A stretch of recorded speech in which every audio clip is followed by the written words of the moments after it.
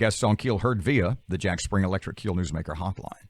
Joining us for a little bit is Caddo Coroner Dr. Todd Thoma. Hey, Todd, welcome back to Keel. There is a joke, and it's kind of a sick joke going around, but it's going to kind of set up my question. And it's comedian podcast guy Joe Rogan.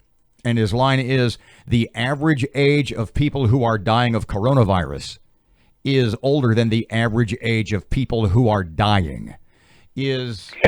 Is that way out of left field? Is there some sort of legitimacy to that? I mean, all rumor has a bit of truth. Is there something kind of at least a little true to that joke? Well, yes and no, Robert. It's a tough question to answer. The average age, obviously, is a little over 70, which means it affects the elderly people much worse than it affects younger people. I don't know that it's higher than the average expected death age, but by far the majority of the people that we've been seeing die are over 70 years of age. It happens to younger people, but it is the elderly population. And if you break the numbers down worldwide, it's a higher percentage for people that are over 100 years of age, a little lower than that from 90 to 100, a little lower than that from 80 to 89. But that has more to do with their chronic medical conditions and their overall health than anything else. That was going to be my next question. In Caddo Parish, and you're obviously qualified to talk about that, for you said the average age was like 71. Are there other immunological deficiencies, comorbidities involved? Or are you finding it's just a manifestation of age? No, it's comorbidities. This is going to be, I mean, the numbers hold out that that's the high-risk people, the people that have exogenous obesity, diabetes, hypertension, congestive heart failure, all of the chronic medical conditions that go along with it. Very rarely do we see anyone who is healthy without any comorbid conditions. But and the more that they have, and the worse physical shape they are, the less able they are to tolerate this disease. And so, yes, everybody that we're seeing has comorbid conditions. I've had a couple of cases in Caddo that I kind of had to change things because I said all people had chronic medical conditions. But then I had a couple of cases where they probably had other conditions, but I couldn't prove it because they hadn't seen a doctor in years.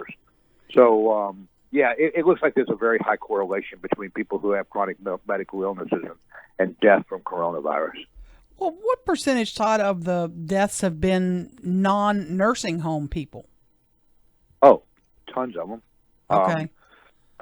Tons of them. I can't even break that number down, but by far, the majority of people have died in the hospital and not in the nursing homes. And then there have been a lot of people that have been infected from home and end up with long hospitalizations in the hospital on ventilators. But that's an easy place to spread person to person because you got people that congregate and live together. But it's also found pretty prevalently in the community through this whole pandemic. Okay, on the number 71, the average age. Did any idea yet on the breakdown of men, women in that? Oh yeah, our numbers follow the national numbers, but I can tell you that men make up about 60%, 60-40. Okay. 55-45, somewhere right around there. It's more males than females. Our numbers are, like we talked about before, heavily skewed towards the African-American community, but I think that's because of the prevalence of more comorbid conditions in that community. We're running probably 70% African-American, 30% white, Caucasian in Caddo Parish. The numbers are really, really bad. I assume it would be mostly men. Pardon me. It would be mostly men because more men have heart conditions, high blood pressure, et cetera, et cetera. That would sort of hold true there too. That would be the obvious thing on the surface, but I think they're doing more research to find out whether it has a predilection for hormonal issues or other gender-specific issues. But yeah, they noticed it all across the world, not just in this area, that it's a little bit skewed to men more than female.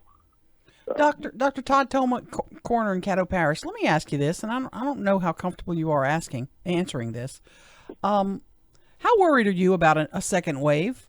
with us into phase 1 now, moving closer to phase 2? How concerned are you?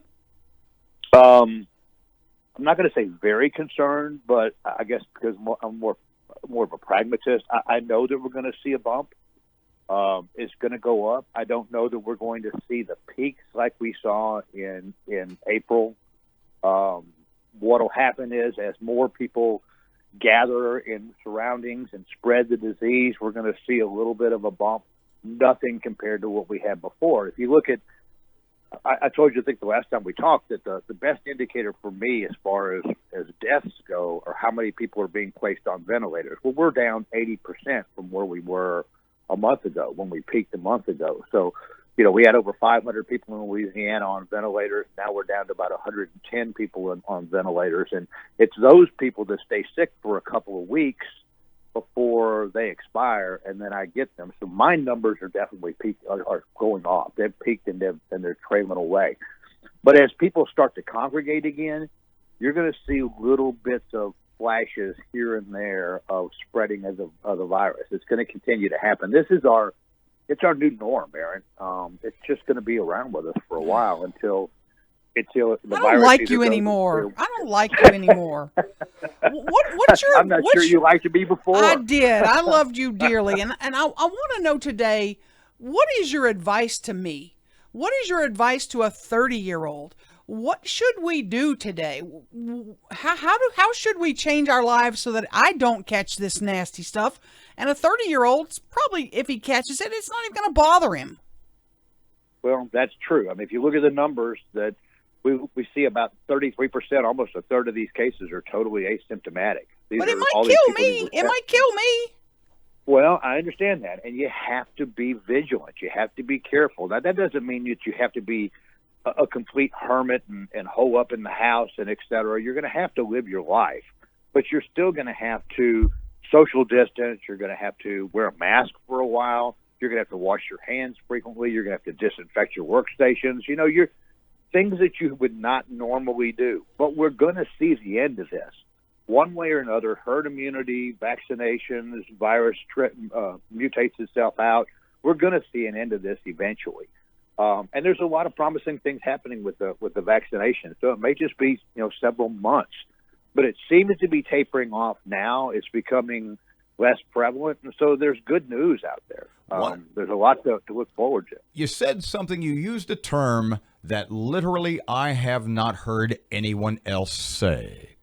And so if you could take a second and explain what you mean by mutates itself out. I hear Fauci. I hear. Go ahead. I'm sorry.